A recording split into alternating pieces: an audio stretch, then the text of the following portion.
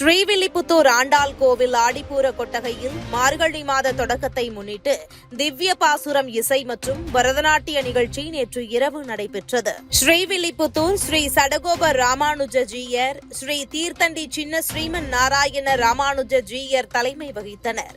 இளையராஜா சிறப்பு விருந்தினராக கலந்து கொண்டார். ஆழ்வார்களின் பாசுரங்களுக்கு இசைஞானி இளையராஜா இசையமைத்த திவ்ய பாசுரம் ஆல்பத்தில் ஆண்டாள் பாசுரங்களை இசைக்கலைஞர்கள் பாடினர். தொடர்ந்து பரதநாட்டிய நிகழ்ச்சியும் நடைபெற்றது. இதில் ஆயிரக்கணக்கான பக்தர்கள் கலந்து கொண்டனர். முன்னதாக ஆண்டாள் கோவிலுக்கு வந்த இளையராஜாவுக்கு இந்து சமய அறநிலையத்துறை இணை ஆணையர் செல்லதுரை தலைமையில் வரவேற்பு அளிக்கப்பட்டது. ஆண்டாள் சந்நிதி, நந்தவனம், பெரிய பெருமாள் சந்நிதி ஆகியவற்றில் ஸ்ரீ சடகோபர் ராமானுஜ ஜீயர், ஸ்ரீ தீர்த்தண்டி சின்ன ஸ்ரீமன் நாராயண ராமானுஜ ஜீயர் ஆகியோருடன் சென்று இளையராஜா சுவாமி தரிசனம் செய்தார். ஆண்டாள் சந்நிதியில் கருவறைக்கு முன்புள்ள அர்த்த மண்டபத்திற்கு வெளியே வசந்த மண்டபத்தில் நின்றே பக்தர்கள் சுவாமி தரிசனம் செய்ய அனுமதிக்கப்படுகின்றனர். நேற்று இரவு ஜீயர்களுடன் இளையராஜா சுவாமி தரிசனம் செய்ய சென்றபோது வசந்த மண்டபத்தை தாண்டி அர்த்த மண்டப வாசல் அருகே நின்றார்.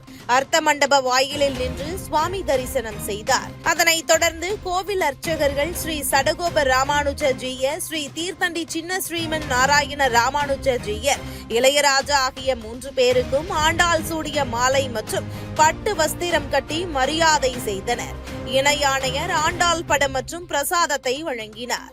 தொடர்ந்து ஆடிப்பூர கொட்டகையில் நடந்த திவ்ய பாசுரம் இசை நிகழ்ச்சி மற்றும் பரதநாட்டிய நிகழ்ச்சியை ஜூயர்களுடன் சேர்ந்து இளையராஜா கண்டுகளித்தார். அர்த்த மண்டபத்திற்கு அனுமதிக்கப்படவில்லை என்று சர்ச்சை பரவியது.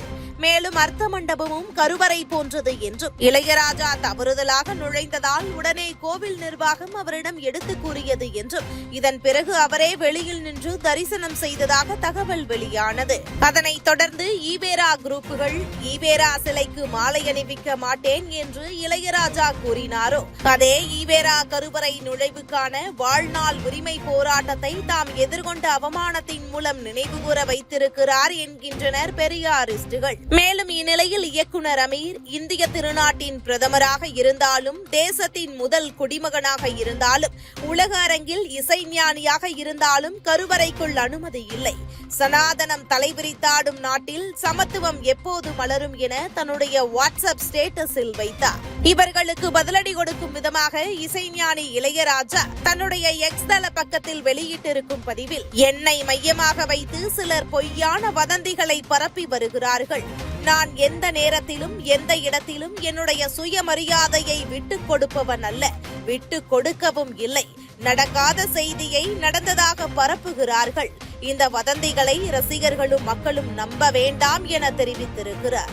இதனால் பொய்யை பரப்பிய ஊடகங்கள் மற்றும் ஈவேரா குரூப்புகளுக்கு சவுக்கடி கொடுக்கப்பட்டுள்ளது என ராஜாவின் ரசிகர்கள் கொண்டாடி வருகிறார்கள். இந்த அசிங்கம் தேவையா அமீரு என அமீரையும் வச்சு செய்து வருகிறார்கள். இதுபோன்ற முக்கிய நிகழ்வுகள், அரசியல் தகவல்களை ஆழமாக மாறுபட்ட கோணத்திலும் அறிந்து கொள்ள மறக்காமல் உங்கள் TNS24 டிஜிட்டல் பக்கத்தை பின்பற்றிக் கொள்ளவும். உங்கள் ஒவ்வொரு ஆதரவும் இதுபோன்ற பல நிகழ்வுகளின் பின்னணியை அறிய உதவும்.